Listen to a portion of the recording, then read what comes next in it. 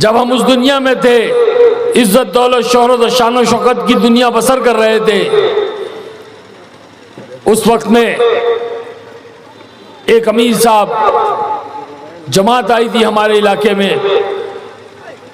वो जमात के अमीर साहब हमारे से मुलाकात करने के लिए आए। हम सुबह शूटिंग पर जा रहे थे और वो नमाज पढ़ करके हमसे मिलने आ रहे थे। हमसे मुलाकात की, सलाम किया, मैंने जवाब दिया। मैंने देखा कि एक बुजुर्ग सफ़ेद दाढ़ी, सफ़ेद कुर्ता, मैले कुचले कपड़े हैं। मैंने सोचा कोई साहिल है, कोई फ़कीर है, इनको कुछ पैसे दे दूं। तो मैंने जेब में हाथ डाला तो कहने लगे कि ना ना, मुझे आपसे एक सवाल करना है। क्या कहा? एक सवाल करना है। मैंने कहा ठीक है, पूछिए क्या बात है। तो कहने लगे ये बताओ मरना है कि नहीं मरना है। मेरा दत्त तेरी की, ये कौन है सुबह सुबह यार, मलकुल मौत सुबह सुबह मरने की बात कर रहा है। बहुत गुस्सा आया। मैंने एक भाई कहा हाँ पहले आपको मरना है, बाद में मुझे मरना है। तो हंसने लगे, कहा हाँ पहले मुझे मरना है, बाद में आपको मरना है। तो मैंने कहा पहले आपको मरना है, बाद में मुझे मरना है। तो कहने लगे हाँ पहले मुझे मरना है, बाद में आपको मरना है। बताओ ये बताओ कि कब्र के अंदर गाड़ी जाएगी या दाढ़ी जाएगी? दूसरा सवाल, कब्र के अंदर गाड़ी जाएगी या दाढ़ी जाएगी? गुस्से में तो था। कहा चाचा आपका दिमाग खराब हो गया है, कब्र के अंदर गाड़ी कैसे जाएगी, कब्र के अंदर दाढ़ी जाएगी? तो कहने लगे हाँ कब्र के अंदर गाड़ी नहीं जाएगी, कब्र के अंदर तो दाढ़ी जाएगी। तो फिर गाड़ी वाली जिंदगी के लिए वक्त जाया क्यों करते हो? दाढ़ी वाली जिंदगी क्यों नहीं इख्तियार करते? दाढ़ी वाली जिंदगी तो जनाब रसूलुल्लाह सल्लल्लाहु अलैहि वसल्लम की जिंदगी है। बता रहे हो क्यों भाई, क्या हो गया, फिरौन ने तेरा क्या बिगाड़ा? नहीं बोले वो तो अल्लाह का बागी था, अल्लाह का नाफरमान था, अल्लाह का दुश्मन था, काफिर था।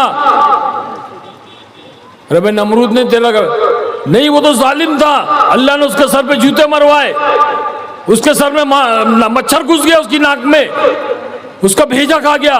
वो नमरूद तो बड़ा जालिम था। नहीं वैसा नहीं। अच्छा ठीक है, जा उसका नाम अबू बकर रख दे। हाँ बोले ये नाम अच्छा है, ये अच्छा नाम है। और बताओ ना। बोले जा उमर रख दे। हाँ ये भी बहुत अच्छा है। जा उस्मान रख दे। हाँ ये भी अच्छा है। जा अली रख दे, ये भी अच्छा है। अब खुशी खुशी जाने लगा। इमाम साहब इधर अबू बकर ने तुझे क्या दिया? उमर ने तुझे क्या दिया? उस्मान ने तुझे क्या दिया? अली ने तुझे क्या दिया? रज़ी अल्लाह ताला अन्हु। कहने लगा नहीं ये तो अल्लाह के महबूब है, अल्लाह के प्यारे हैं, अल्लाह के नबी के दोस्त है, इन्होंने तो अपनी जान और माल कुर्बान कर दिया दीन इस्लाम के लिए, जिसकी वजह से आज हम मुसलमान हैं, इसलिए मुझे ये नाम बहुत प्यारे हैं। तो कहा कि सहाबा के नामों से भी मोहब्बत।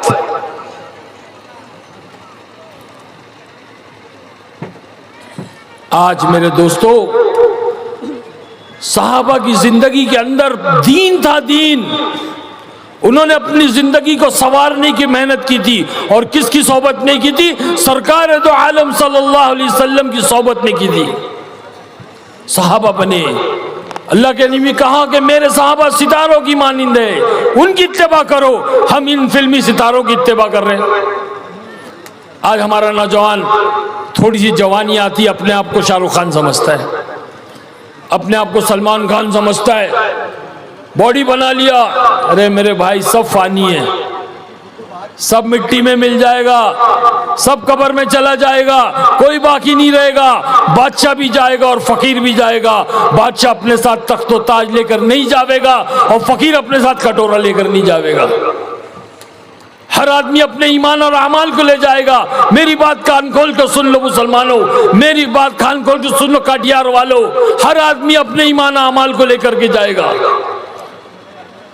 अल्लाह ने जिंदगी एक मौका दिया है। मैं यहाँ नहीं आया हूँ, अल्लाह ने मुझे भेजा है। और कल क़यामत के लिए हुज्जत कायम हो गई। कल कोई ये नहीं कह सकता हमें कोई कहने वाला नहीं आया था, कोई समझाने वाला नहीं आया था, कोई बतलाने वाला नहीं आया था। वरना उस दुनिया से निकलना कोई मामूली बात है। वह ऐसी चमक धमक की जिंदगी और चमक धमक की दुनिया, इज्जत दौलत शोहरत औरत, जिसके पीछे दुनिया भागती है, वो चारों चीजें हमारे कदमों में थी। उसको छोड़कर आना कोई मजाक है? ये तो अल्लाह ने निकाला, अल्लाह ने अपनी रहमत की रस्सी डाल करके निकाला, अल्लाह ने दावत और तबलीग की मेहनत में लगाया और ला करके आपके सामने बिठाया। हम तो मस्जिदों में जूते चप्पल रखने की जगह बैठने के लायक नहीं थे, अल्लाह ने मिंबर और मेहराब के पास बिठाया।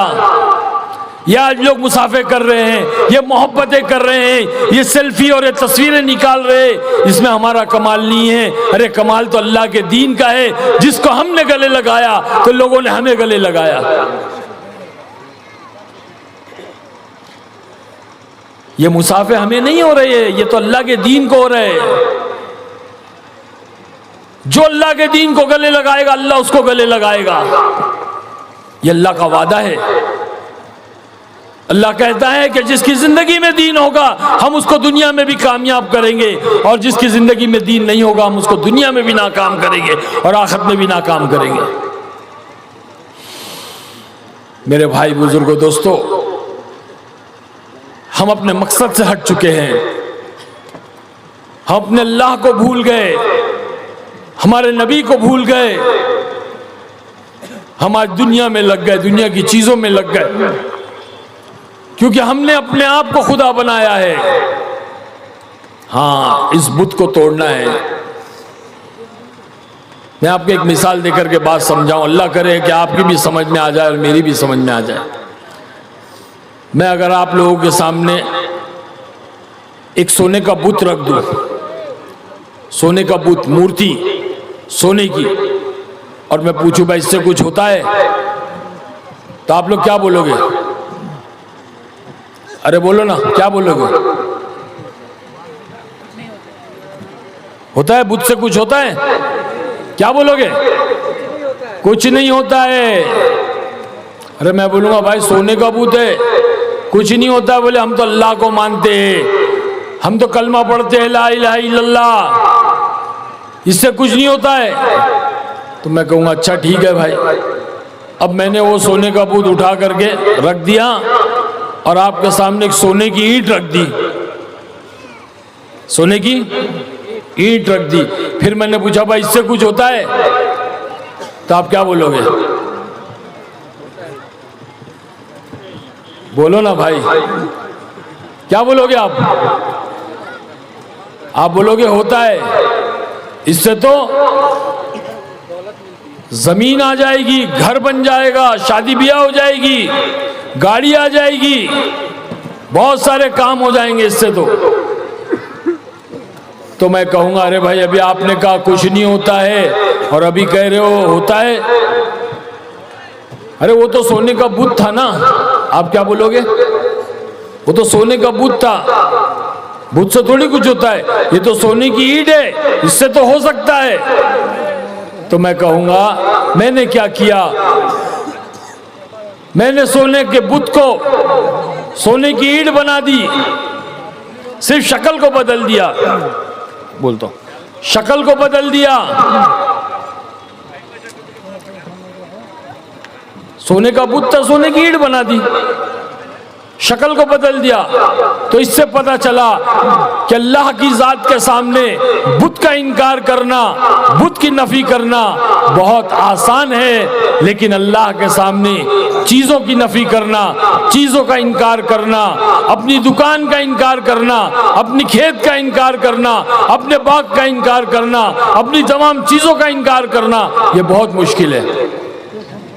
अल्लाह के सामने बुत का इनकार करना बहुत आसान है, लेकिन अल्लाह के सामने चीज़ों की नफी करना, चीज़ों का इनकार करना बहुत मुश्किल है।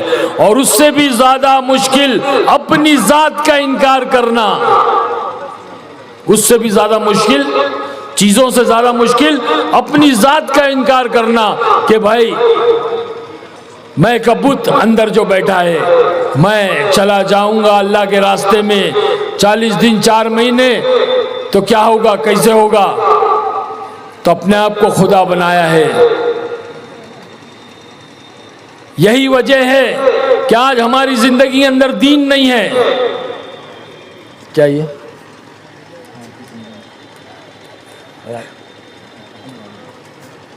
तो भाई हमारा भी यही हाल था। हम कोई दूध के धुले हुए नहीं हैं, कोई वली अल्लाह नहीं है। अल्लाह के रास्ते में चलते रहते हैं, दीन सीखते रहते हैं, दीन सीखने के लिए जद्दोजहद करते रहते हैं, दावत और तबलीग की मेहनत में लगे हुए रहते हैं। क्योंकि हमारी जिंदगी जो बदली है वो दावत और तबलीग की वजह से बदली है। जैसे मैंने बताया कि कुछ नहीं जाएगा साथ में, कब्र के अंदर हर कोई जाएगा, बादशाह भी जाएगा, फकीर भी जाएगा। हमारी जिंदगी किस तरह बदली मैं आपको मुख्तसर बतलाना चाहता हूं। जब हम उस दुनिया में थे, इज्जत दौलत शोहरत और शान शौकत की दुनिया बसर कर रहे थे, उस वक्त में एक अमीर साहब जमात आई थी हमारे इलाके में। वो जमात के अमीर साहब हमारे से मुलाकात करने के लिए आए। हम सुबह शूटिंग पर जा रहे थे और वो नमाज पढ़ करके हमसे मिलने आ रहे थे। हमसे मुलाकात की, सलाम किया, मैंने जवाब दिया। मैंने देखा कि एक बुजुर्ग सफ़ेद दाढ़ी, सफ़ेद कुर्ता, मैले कुचले कपड़े हैं। मैंने सोचा कोई साहिल है, कोई फ़कीर है, इनको कुछ पैसे दे दूं। तो मैंने जेब में हाथ डाला तो कहने लगे कि ना ना, मुझे आपसे एक सवाल करना है। क्या कहा? एक सवाल करना है। मैंने कहा ठीक है, पूछिए क्या बात है। तो कहने लगे ये बताओ मरना है कि नहीं मरना है। मिला दत्त तेरी की, ये कौन है सुबह सुबह यार, मलकुल मौत सुबह सुबह मरने की बात कर रहा है। बहुत गुस्सा आया। मैंने एक भाई कहा हाँ पहले आपको मरना है, बाद में मुझे मरना है। तो हंसने लगे, कहा हाँ पहले मुझे मरना है, बाद में आपको मरना है। मैंने तो ऐसे कहा जैसे कि मैं खुदा हूं, मैं जानता हूं किसको पहले मरना है। अरे कोरोना में हमने देखा, आपने भी देखा होगा कि दादा के कांधे पे पोते का जनाजा और बाप के कांधे पे बेटे का जनाजा। देखा कि नहीं देखा भाई? अरे बोलो ना, आप लोग क्या गूंगे हैं क्या भाई? बोलते क्यों नहीं? देखा है कि नहीं देखा है? हाँ ऐसा बोलो भाई। तकरीर बयान थोड़ी हो रहा है, मुज़ाकरा हो रहा है। एक फिक्रें आनी है अपने अंदर। तो मैंने कहा पहले आपको मरना है, बाद में मुझे मरना है।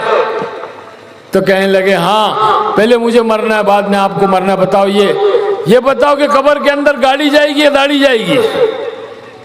दूसरा सवाल, कब्र के अंदर गाड़ी जाएगी या दाढ़ी जाएगी? गुस्से में तो था, कहा चाचा आपका दिमाग खराब हो गया है, कब्र के अंदर गाड़ी कैसे जाएगी, कब्र के अंदर दाढ़ी जाएगी? तो कहने लगे हाँ कब्र के अंदर गाड़ी नहीं जाएगी, कब्र के अंदर तो दाढ़ी जाएगी। तो फिर गाड़ी वाली जिंदगी के लिए वक्त जाया क्यों करते हो? दाढ़ी वाली जिंदगी क्यों नहीं इख्तियार करते? दाढ़ी वाली जिंदगी तो जनाब रसूलुल्लाह सल्लल्लाहु अलैहि वसल्लम की जिंदगी है। बस ये कहकर सलाम करके चले गए। मेरे भाई बुजुर्गों दोस्तों, वो बात मेरे दिल पे ऐसी लगी कि बस दुनिया ही बदल गई। मैं सोच में पड़ गया ये दाढ़ी वाली जिंदगी क्या है जो रसूलुल्लाह सल्लल्लाहु अलैहि वसल्लम की जिंदगी है। मैं उस जिंदगी की तलाश में लग गया और तलाश करते करते यहां तक पहुंचा हूं। अब ये इंतजार है कि कब ये दाढ़ी जो है कब्र के अंदर जाएगी। ये दाढ़ी की सुन्नत कोई मामूली सुन्नत नहीं है। जब आदमी मर जाता है, मुसलमान मर जाता है, तो ये सुन्नत कब्र के अंदर साथ में जाती है। सारी सुन्नतें, सारे अमाल, फरमाया कि जो है ये इसमें सबसे अहम चीज है।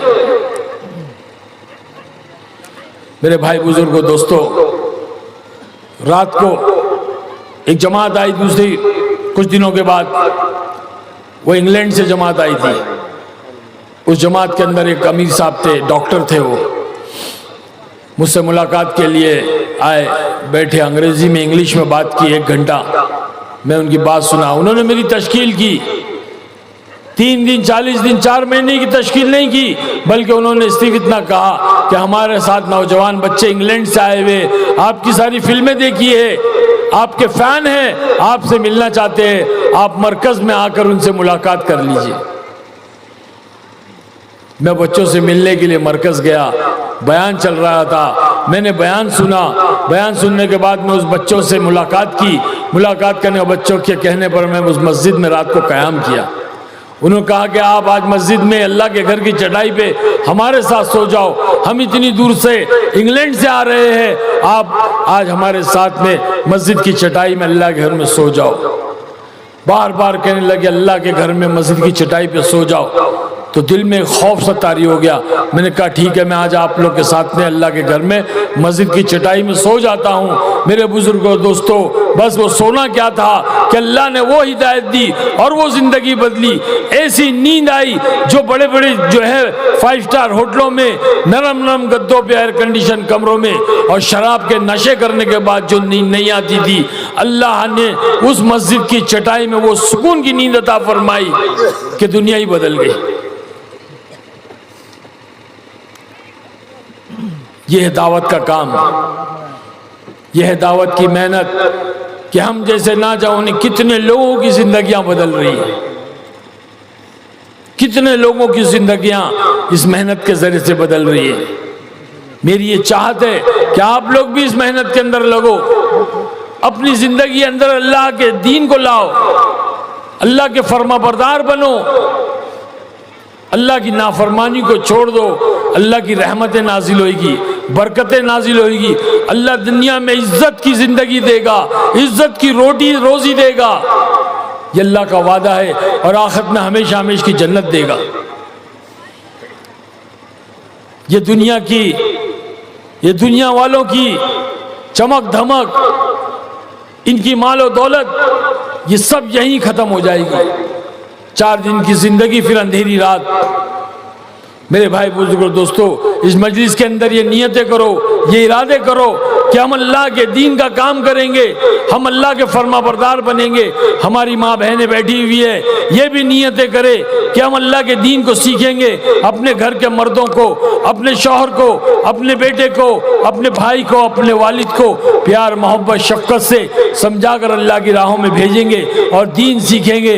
दीन सीखने के लिए हमारे इलाके में मदरसे में अपने बच्चों को दाखिल कराएंगे, ताकि वो बच्चे जा करके अल्लाह के कलाम को सीखे, हाफिज़ कुरान बने, आलिम दीन बने, दीन के दाई बने हमारी नस्लें, आने वाली नस्लें। अगर हमने अभी तौबा नहीं की, अपनी ज़िंदगी को तब्दील नहीं किया, तो आने वाला वक्त बहुत ख़तरनाक है। दुश्मन, इस्लाम के दुश्मन आज हम पर ऐसी साजिशें कर रहे हैं, ऐसी प्लानिंगें कर रहे हैं, अपने बच्चों को दीन से और ईमान से हटाने के लिए हद तक इनकाम कोशिश कर रहे हैं, और उनको शराब के नशों में, जुओं में, और जो ड्रग्स के अंदर, और ना जाने कैसी कैसी नशों के अंदर मुब्तला करने के लिए बहुत बड़ी साजिश चल रही है। इसलिए मेरे भाई बुजुर्गों दोस्तों, मैं आप लोगों के सामने हाथ जोड़ करके इल्तिजा करता हूँ कि अपने आप को भी दीन पर लगाओ और अपने बच्चों को भी दीन पर लगाओ। इसके लिए सबसे बेहतरीन रास्ता, आसान रास्ता दावत व तबलीग की मेहनत है, जिसके अंदर अपने बच्चों को और अपने आप को लगा लो।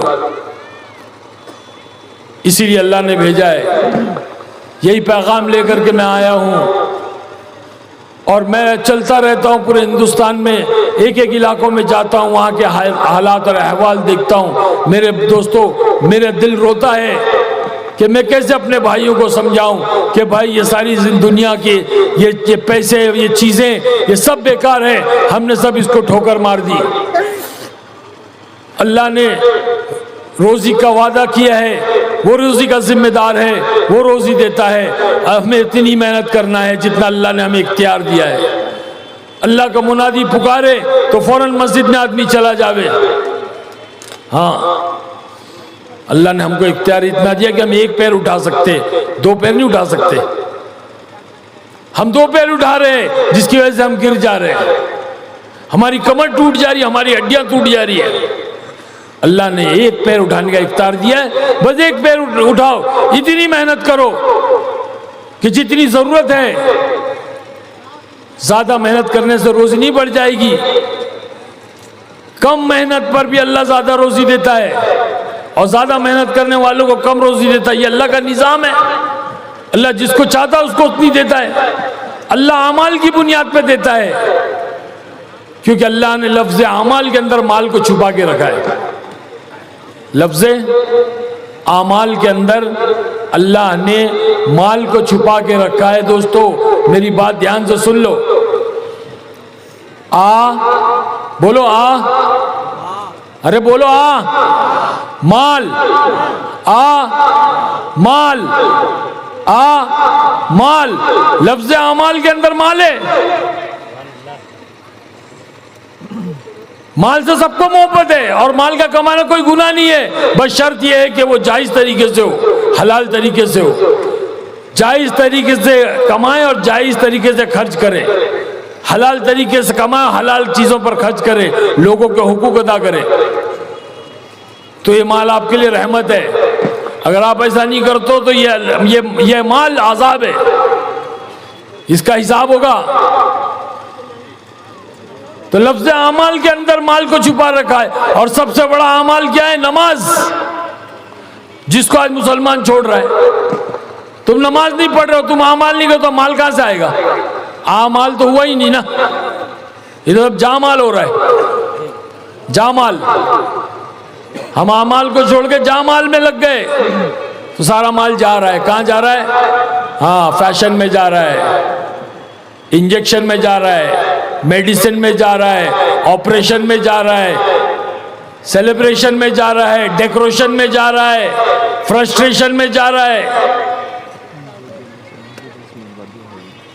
समझ रहे भाई? तो माल यहां जा रहा है। जितने भी शहने टेंशन में जा रहा है। देखो आप गिनो, इंजेक्शन, ऑपरेशन, सेलिब्रेशन, डेकोरेशन, ये सब इसमें जा रहा है माल। फैशन। इसीलिए चाहते हैं कि अपने माल को सही जगह लगाओ। जो बाकी रहेगा वो जहां आप लगाओगे अल्लाह के घर के लिए, मदरसों में, दीनी कामों में जब आप लगाओगे, ये बाकी रहेगा। कल अल्लाह पाक इसका बदला गिन गिन करके देगा। और 1 रुपए पे अल्लाह 7 लाख देगा और बेहिसाब देगा। अभी जिस तरह आप लोगों ने इतना पैसा दिया, माशाअल्लाह, अल्लाह बेइंतहा कबूल फरमाए। और किसी का दिल चाहे तो दे, इंशाअल्लाह लेंगे। और थोड़ी देर के बाद में दुआ करेंगे ताकि अल्लाह पाक मुझे भी इसका जरा सवाब दे। कोई दे इसके अंदर अभी और पैसा, अगर कोई देना चाहता है तो। ये अल्लाह के घर के लिए है। कोई देने वाला भाई? मेरे हाथ में दे दे और मुझसे मुसाफा कर ले। आ जाओ। कहाँ पे लेंगे भाई? दे दो, मुसाफा कर लो, दुआ कर लेंगे इंशाअल्लाह, ताकि मेरा भी कोई हिस्सा लग जाए ना भाई। आ जाओ भाई। ये 1 मिनट, मैं थोड़ा इधर आगे